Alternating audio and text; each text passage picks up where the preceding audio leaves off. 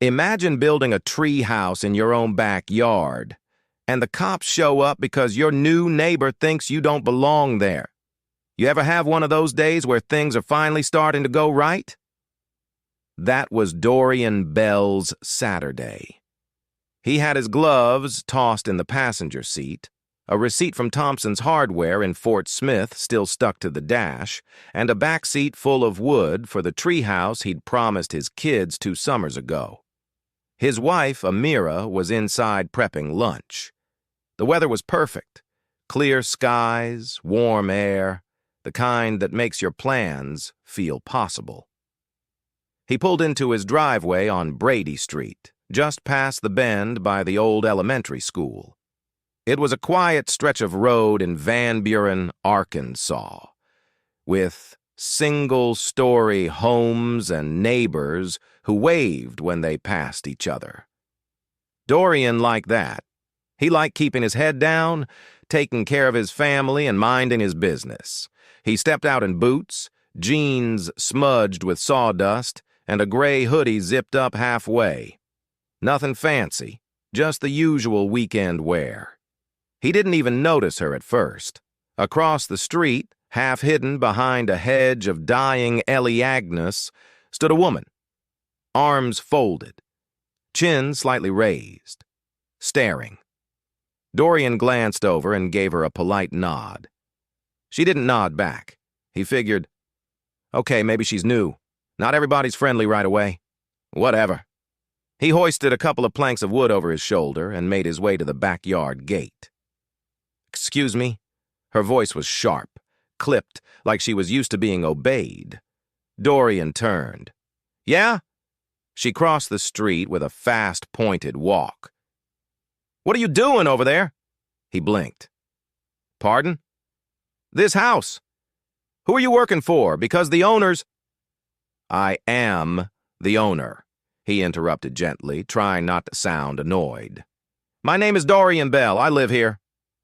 She stared at him, as if that didn't compute. That can't be right. Dorian let out a short breath. Ma'am, I live here with my wife and 2 kids. Been here going on 6 years. Her eyes narrowed. No. I've walked this neighborhood almost every evening since I moved here. I know who lives where. Well, I've been walking my own lawn since 2018, he said, forcing a bit of a smile. Maybe you just missed me. She didn't smile back. Instead, she pulled out her phone. I'm calling the police. Dorian laughed, confused and uncomfortable. You're joking, right?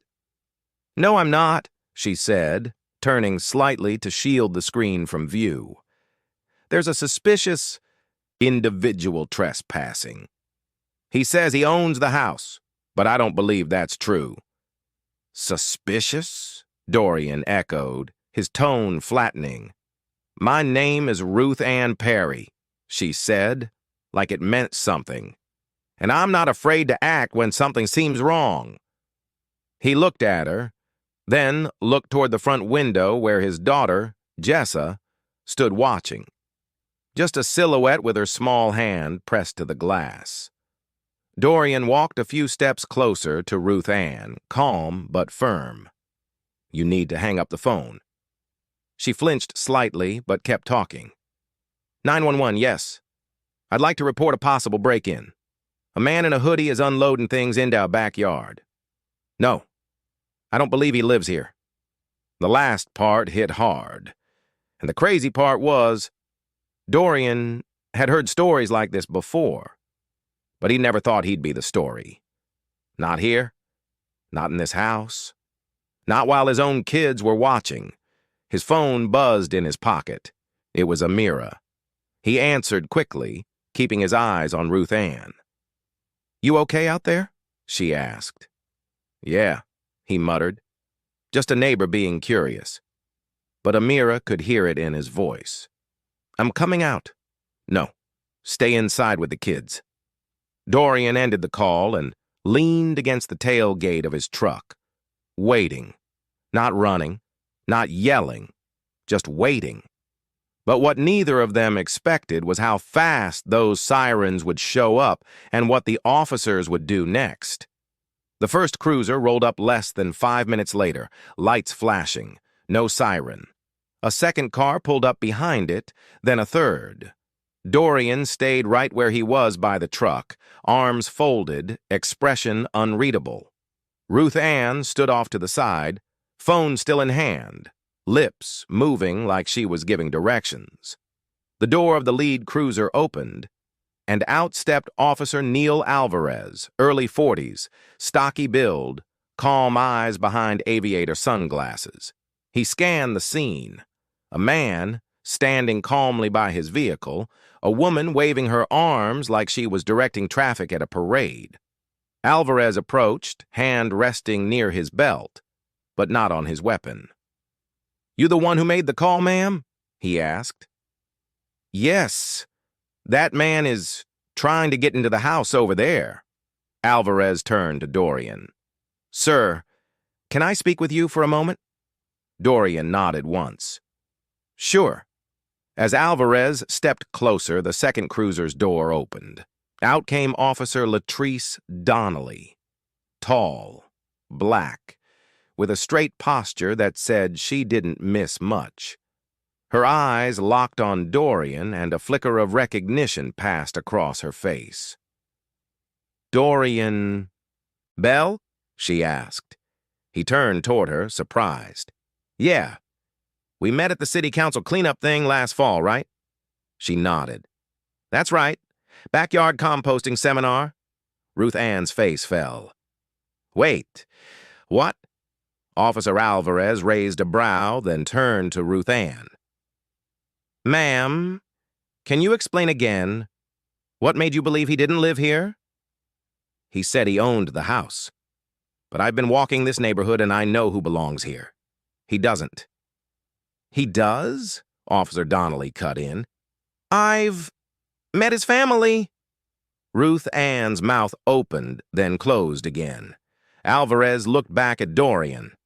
"Mind if I see some ID just to log the contact?"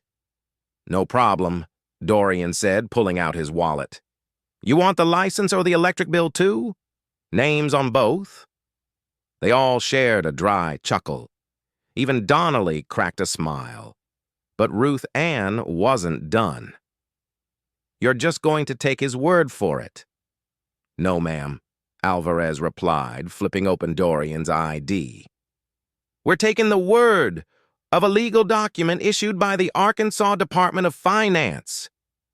Dorian handed over his driver's license and then nodded toward the mailbox where Bell Family was painted across a wooden sign his kids had made. Bright blue letters, slightly uneven. Ruth Ann's eyes darted to it like she was seeing it for the first time. Donnelly walked over to the porch and peered in through the screen door. Amira was standing just inside, holding their toddler. She gave a small wave.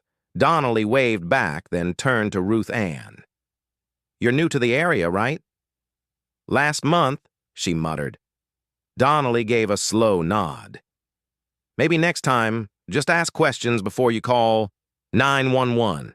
Especially when it comes to your neighbors. People live here, they raise kids here, they work hard to feel safe at home." "I just thought—" "I know what you thought," Donnelly said quietly. "That's the problem." There was a pause.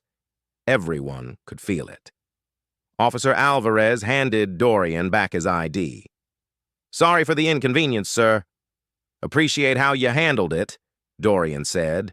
He wasn't angry, not visibly, but his tone was heavy, the kind of heavy that builds after carrying the same story too many times.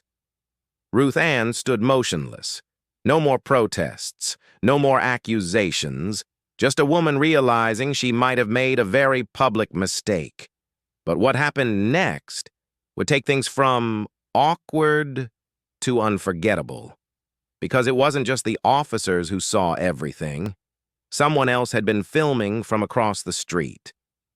From behind a curtain, on the other side of Brady Street, Edgar Linwood, a retired history teacher with a thing for camcorders, had caught the whole thing. He'd been watching out his window when the police cars rolled up, phone in hand, already recording. At first, he thought it might be a break-in too until he saw who it was. Edgar and Dorian weren't close, but they'd nodded hellos, swapped lawn tips once or twice, enough for Edgar to know something didn't sit right. And now the whole scene was captured on a shaky but clear video. Ruth Ann pointing, the officers talking, Dorian standing there with that look, the one where dignity sits on top of frustration like a paperweight. Edgar didn't post it right away. He wasn't that guy, but he sent it to his son, who taught middle school in Fayetteville. The son posted it on a local community page with a simple caption. "This is Dorian Bell. He lives here. Watch what happens when someone assumes he doesn't." It spread faster than wildfire. By Sunday morning, the post had over 20,000 shares. People started showing up on the page from all over Arkansas and beyond, dropping comments, angry, sympathetic, shocked. But back on Brady Street, Dorian had no idea any of this was happening. He spent the rest of his Saturday inside, cutting strawberries for his daughter's lunch and doing his best not to let the earlier incident leak into the rest of his day. But it wasn't easy. Later that night, he sat with Amira on the back patio, their feet resting on the low brick wall he'd built last summer. She passed him a cup of chamomile tea. "You want to talk about it?" "Not really." "Okay." There was a pause. Then he said, "I kept thinking about Jessa. She saw it. You know, me and that woman, then the cops. She asked if you were in trouble." Amira murmured. He stared out at the yard. "That's what gets me. Not what the woman said, not even the police. Just my daughter saw it, and now it's part of her memory. At 5 years old." Amira leaned her head on his shoulder. They sat like that for a while, letting the sounds of the neighborhood at night cover what they didn't say out loud. Meanwhile, down the block, Ruth Ann sat in her kitchen, the phone glowing with texts she wasn't answering.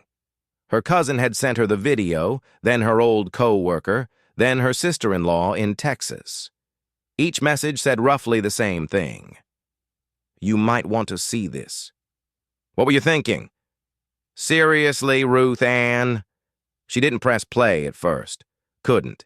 Instead, she stared out the window at the Bell's house. Porch light on, calm, alive, full. Then slowly, she clicked the video. She watched herself. Her face, her tone, her words.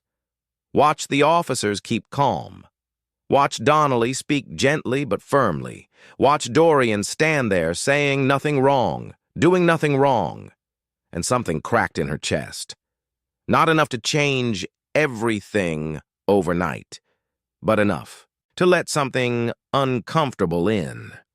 She got up, walked to the fridge, poured herself a glass of wine, and sat back down in silence. But by Monday morning, the video wasn't just trending. It had caught the attention of the mayor's office, a local news anchor, and someone from Dorian's own job who wanted to talk about using the moment. By Monday, everyone at Dorian's office had seen the video. He walked into the conference room that morning for a budget review meeting, only to find heads turning, eyes softening. Some nodded with that awkward mix of respect and pity. A few avoided eye contact altogether.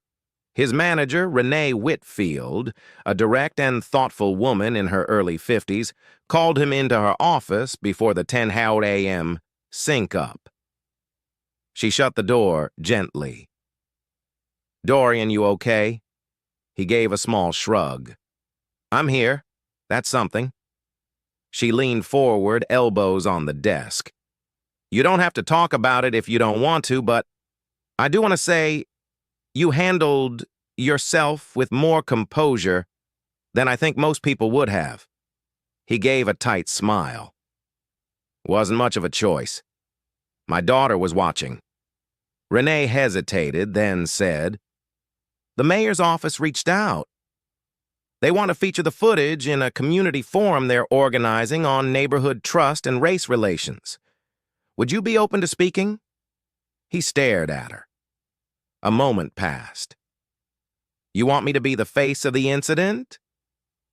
"I want you to own your side of it, if that's something you feel right doing," she said.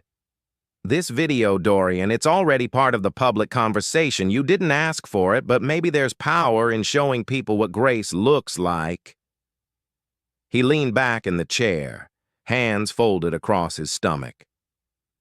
"I'll think about it." Later that evening, after dinner and bedtime stories, he pulled out his phone. Dozens of messages, strangers reaching out, some kind, some raw. A few trying to explain what Ruth Ann must have felt. One stood out. It was from Edgar Linwood, the neighbor who recorded the video. Just a short note. "Didn't know this would blow up. Just thought it might make people pause before assuming things. Hope you're all right. If you ever need a second hand on the treehouse, I'm retired and bored." Dorian smiled for the first time that day. That same night, across the street, Ruth Ann sat in her living room surrounded by unopened mail. Her doorbell had rung twice already. One person left a printed article from a social justice nonprofit. Another left a hand-scrolled note that simply read, "Think before you call." She felt like the entire town had her name in their mouths. Still, she hadn't apologized. Not publicly, not to Dorian. But guilt doesn't just sit quietly. It loops things over and over in your head like bad audio. You hear yourself again? Your voice? The words? You can't escape it? Around 9:00 p.m., she sat down and began to write something on a yellow legal pad. Then she crumpled it up, started over, crumpled it again. Eventually, she stopped trying to write and just walked outside. Across the street, Dorian was still on the porch. Jessa had fallen asleep in his lap. A fleece blanket wrapped around both of them. He saw Ruth Ann standing by her mailbox. Their eyes met.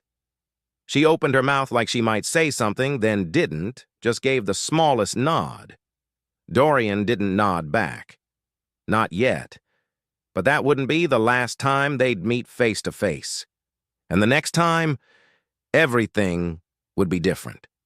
By the middle of the week, Brady Street didn't feel the same. People were suddenly friendlier, but in that awkward, overcompensating kind of way. Neighbors who had never said more than a wave now crossed the street to ask how Dorian was doing. A man from 3 blocks over offered to donate lumber for the treehouse. The local bakery left muffins on their porch with a sticky note that read, "We see you." Dorian appreciated the gestures, sort of, but it almost felt like people weren't reacting to him. They were reacting to the version of him in the video. The quiet black man who didn't raise his voice when he had every reason to. The man who stood calmly while someone else's fear tried to define him. "I'm not a saint," he told Amira one morning, sipping his coffee. "No one said you are," she replied. "They're acting like I should be proud I didn't snap. But what if I had? What if I raised my voice even slightly?" That woman said, "Suspicious," and 3 squad cars showed up. What if I'd been angry? Amira nodded slowly. Then this would have been a different kind of video. He looked down into his mug. "That's what scares me." Meanwhile, Ruth Ann kept to herself. Her once daily walks stopped. Her porch lights stayed off. She went out only when she had to, late in the evening or early in the morning. People whispered when she passed them at the pharmacy, at the post office, even church. But the shame that followed her was different from the fear that had driven her. She watched the video again and again, trying to understand what exactly she'd been reacting to that day. Why her gut had told her something was wrong the second she saw a man in a hoodie carrying wood. And every time she thought she had a reason, it sounded weaker. Then the letter arrived. Not from Dorian, but from her sister Monica, back in Missouri. It read, "You were wrong, Ruth Ann. You know it. You raised me better than that. I remember you yelling at a clerk in 1996 for following a black teenager around a music store. What changed? Are you lonely? Are you scared?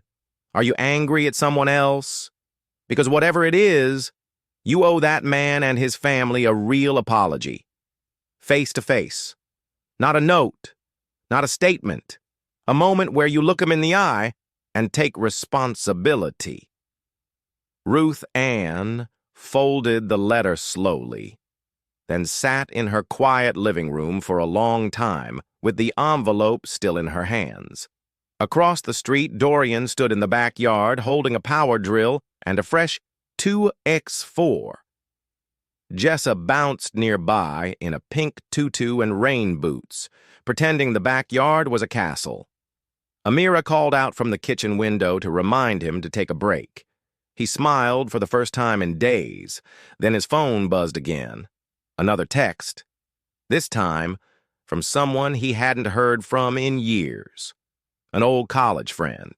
It read, "Saw the video. Proud of how you handled it. Wish more of us had that kind of self-control." Dorian sighed. He didn't want to be known for holding back. He wanted to be known for building something, for his kids, for his family, for his peace. But that peace was about to be interrupted one last time because Ruth Ann was finally ready to walk across the street. It was a Thursday afternoon. Dorian had just finished screwing the final plank into the treehouse platform, sweat on his brow, drill in hand, music playing low from a speaker on the porch. Jessa was inside, watching a cartoon, and for the first time all week, things felt normal again. Then he heard footsteps on the gravel. He turned. There she was, Ruth Ann, standing at the edge of his driveway, holding something in both hands. Her mouth was tight, her eyes unsure. She looked like someone walking into a courtroom they weren't sure they belonged in. Dorian stood up slowly, brushing sawdust off his jeans. "You need something?" he asked, tone even. She nodded once. "Just a few minutes of your time." He didn't answer right away. Amira had seen her from the kitchen.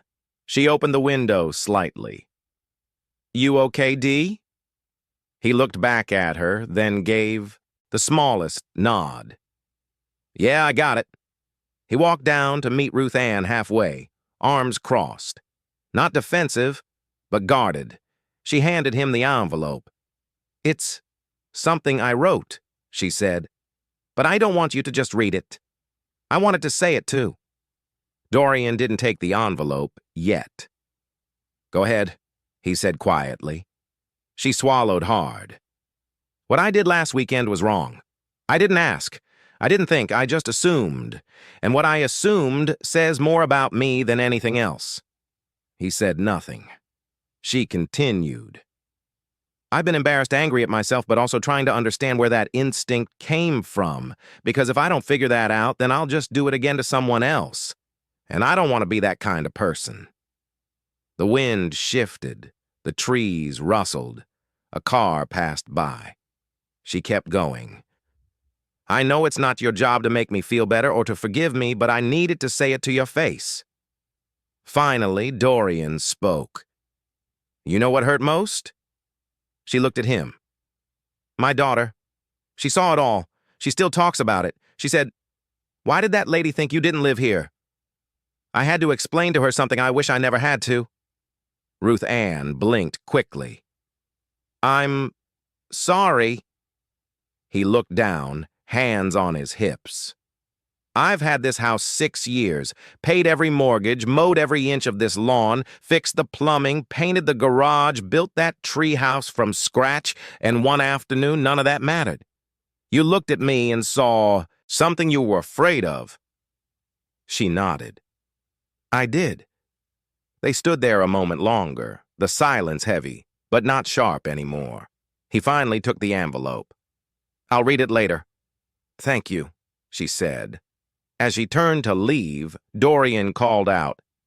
Hey! She stopped. You still walk the neighborhood? Not lately, she replied. Maybe you should start again. Ruth Ann blinked. You sure you want to see me walking past your house? He gave a dry half-smile. Better that than hiding behind curtains? She nodded, slowly. All right. He didn't say goodbye. He just went back to the backyard, to the unfinished ladder, to the treehouse, waiting for the final railings. Inside the envelope later that night, Amira read the letter first, then passed it to Dorian. It was handwritten, full of crossed-out words, messy margins, honest, painful, and without excuse. She's trying, Amira said. Dorian nodded. It's a start. But what came next wasn't just about Ruth Ann, or Dorian. It was about a whole street that had to figure out what kind of community it wanted to be, starting with a block party no one expected. 2 weeks later, a flyer showed up in every mailbox on Brady Street. It wasn't fancy, just white paper, black ink, taped at the corners with cheap blue masking tape. Neighborhood cookout, Saturday 4 p.m., everyone welcome. Let's talk. Let's eat. Let's do better. No one signed it, but everyone knew who it came from. That Saturday, a fold-out table appeared on the Bell family's lawn, then a cooler full of sodas, then a grill borrowed from a neighbor 3 doors down, and then people, families, couples, teenagers on bikes, retirees in sun hats. Some came carrying pies or potato salad. Others just brought folding chairs and uncertain smiles. Dorian stood near the grill flipping burgers. Amira handed out lemonade. Jessa ran through the grass with a jump rope and a face full of blue ice pop. It was weird at first, not tense, just quiet. Then, Edgar Linwood showed up with a stack of paper plates and started telling a story about the time a goose chased him during a field trip in 1982. The whole group laughed hard. The ice cracked. Then Ruth Ann came. She brought cornbread and napkins. And this time she didn't hang back.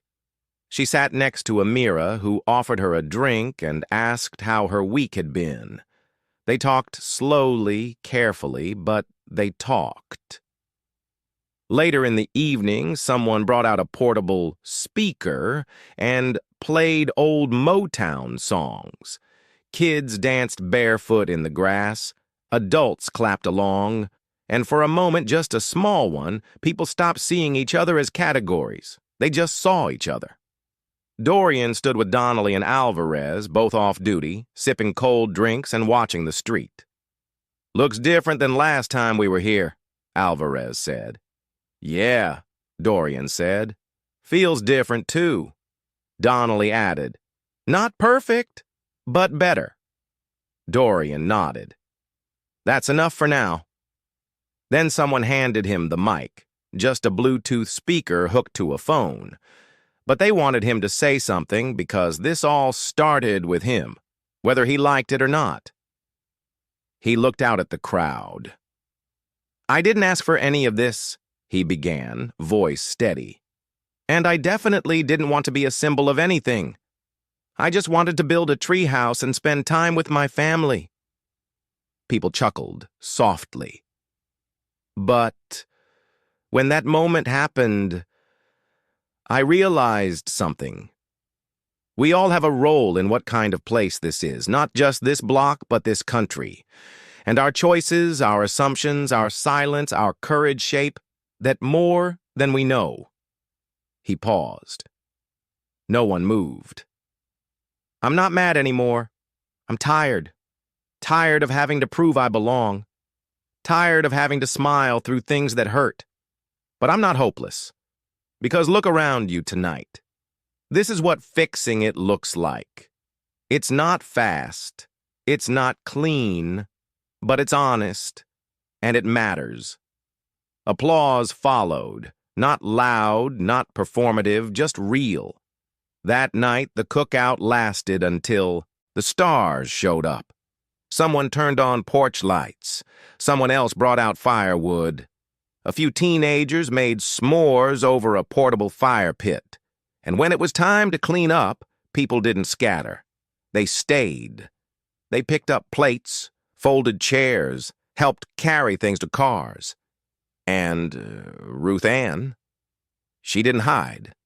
She stayed until the last bag of trash was tied up. As she left, she turned to Dorian. "I still have work to do," she said. "So do all of us," he replied. And that was it. No grand speech, no press release, just people trying, day by day, to do better than the day before. Because belonging doesn't come from a welcome sign or a handshake. It comes from being seen, heard, respected, and from having the courage to stand up even when you're standing alone. If this story made you feel something, if it made you think, share it. Talk about it. Don't let it fade. Stories like Dorian's happen more often than we want to admit. But change starts with conversations like these. So be that conversation. Be that change.